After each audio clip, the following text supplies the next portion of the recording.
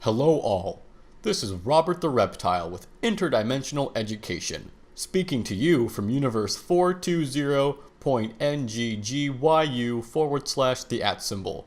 Of course, that's our label in the official Universe Registry, but we locals like to call it. Today's lecture is going to address the topic of gender. Gender is a unique topic in that it applies to every dimension and conceivable universe because, at its fundamental level, it describes how things are created. Quick note, I am talking about gender as defined in the Interdimensional Dictionary, so if your local definition of gender doesn't match what I'm describing, that's okay. The phonetic symbols used are not as important as the concept itself. So, gender, as defined by the ID Dic, is creation through the binary forces, the masculine and the feminine. I'll describe these two forces in more depth later on.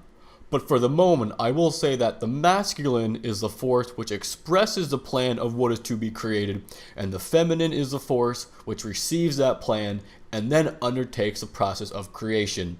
What do I mean by this? Well, let us imagine how a product is created at a factory. Here we have the boss and the worker.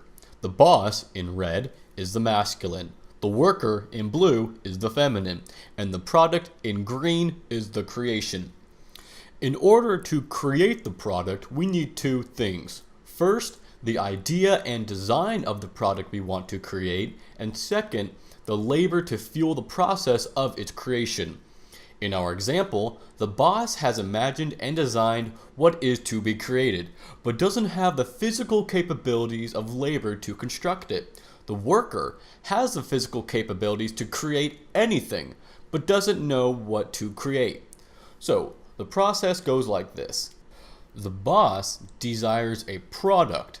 He knows what he wants, but he cannot produce it. Therefore, he goes to the worker and says, "Hey worker, there is thing I want. You can make it. Make this thing. I want this thing and you can make it. This thing that I want can be made by you, so make it." Now, unlike the boss, the worker desires to produce.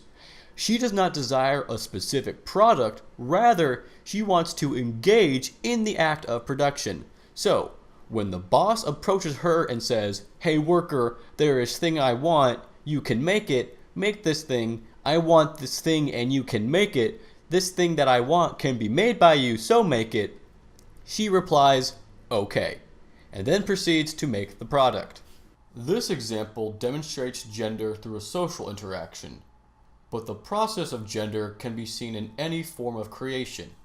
To demonstrate this, let's analyze our first example in more detail, specifically how the worker produces the product.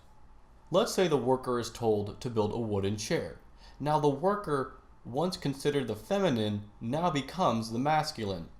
The worker has an idea of what to build and can express that idea through kinetic energy, i.e. working with his hands. However, by himself, the worker cannot make a chair. He is flesh and bone. In order to create the chair, he needs the raw materials that will become the chair.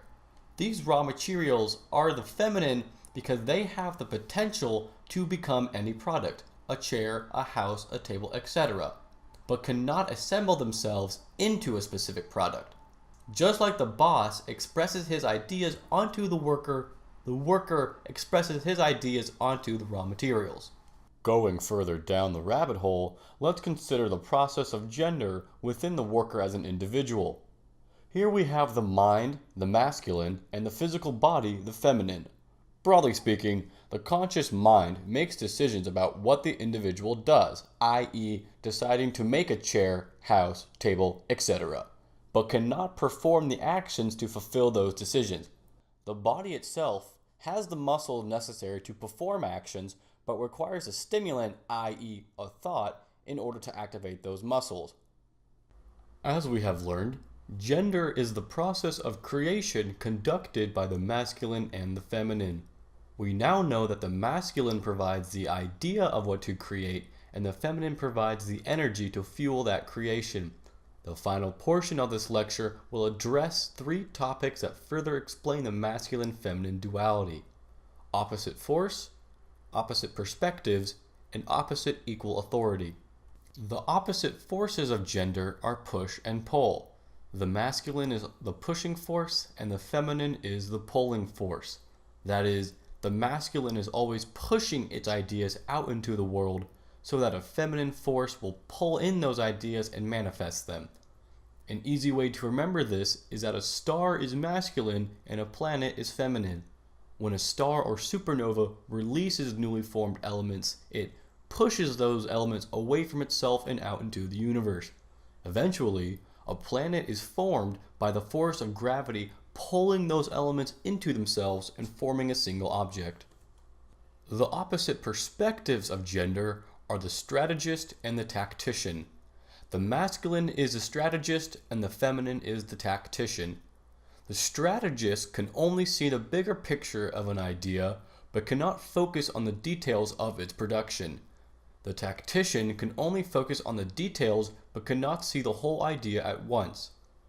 An example of this is the difference between generals and infantry in a military operation. The generals may determine that capturing an enemy outpost is necessary for the campaign. However, when the operation begins, the general cannot determine where each soldier should be and what they should do at every moment of the operation. Likewise, the infantry may not understand why the enemy outpost is necessary for the overall campaign, but when the operation begins, they will determine where they go and what they do in order to complete the mission. The masculine and the feminine are equal but opposite in their authority over creation. The masculine has authority over planning, and the feminine has authority over execution.